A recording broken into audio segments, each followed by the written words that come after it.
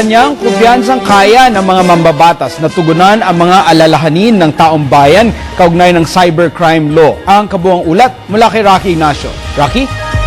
Yes, maraming salamat, Attorney Mark. Kinikilala nga ng Malacanang ang kakayahan ng Kongreso yung sa sinusulong na pag-amyenda sa controversial na Cybercrime Prevention Act kung saan may mga ilang probisyon na kinu-question dito. Sinabi ito ni Presidential Spokesperson Edwin Lacerda, kaugnay pa rin ng patuloy na umiinit na debate sa ilang probisyon, partikular na ang online libel kung saan itinuturing ito ng mga kritiko na isa umanong e-martial law.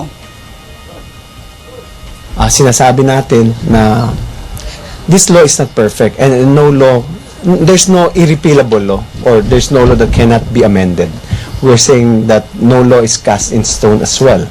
So if there are any objectionable provisions, then certainly it's good for the Solons to recognize that and amend the provisions which they feel should be amended.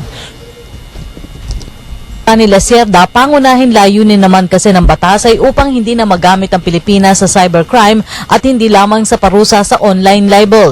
Bagamat may mga kumukontra sa ilang probisyon, sa kabuuan mahalaga pa rin na magkaroon ng ganitong uri ng batas laban sa cybercrime. Pinagbatayan ng kalihim ang report ng United Nations Committee na hindi sapat ang e-commerce law ng Pilipinas para sugpuin ang criminal behavior sa internet, katulad ng cyber theft, cybersex, illegal access, identity theft at iba pa. We would like to emphasize that there's a need to combat the cybercrimes. It's happening. 2 weeks ago or a few weeks ago, we just arrested a number of foreign nationals engaged in cybercrime.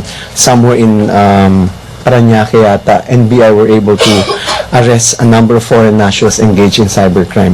They have been using the Philippines as a base of operations to engage in cybercrime, primarily because of the absence of any law to address these concerns, this criminal behavior in the internet.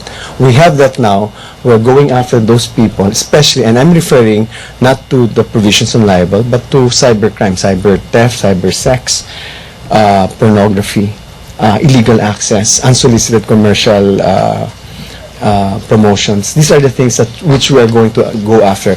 May legal framework tayo ngayon. Samantala, may nakatakdang konsultasyon ang Department of Justice sa iba't ibang stakeholders kasama na ang mga kritiko ng Cybercrime Prevention Act sa October 9. Kaugnay pa rin ito na ikinakasang implementing rules and regulations ng batas. Pero muling iginit na Lacerda na walang batas na iiral sa bansa na makakasira sa ating konstitusyon. Kung may legitimate concerns naman talaga ang taong bayan at fina-file naman, hinihingi po ng sambayanan yan, nakikinig naman sila. So, that's a sign of a vibrant democracy where concerns are raised, there are criticisms raised, and so the Solons responded to it. And so this is where democracy is at work. Nauna na nga, Attorney Mark, na binigyan diin ng Malacanang na walang malalabag sa malayang pamahayag sa ilalim ng Administrasyong Aquino. At yan po ang ating pag-uulat mula sa Malacanang sa tulong ng RTVM. Ako po si Rocky Ignacio para sa Telebisyon ng Bayan.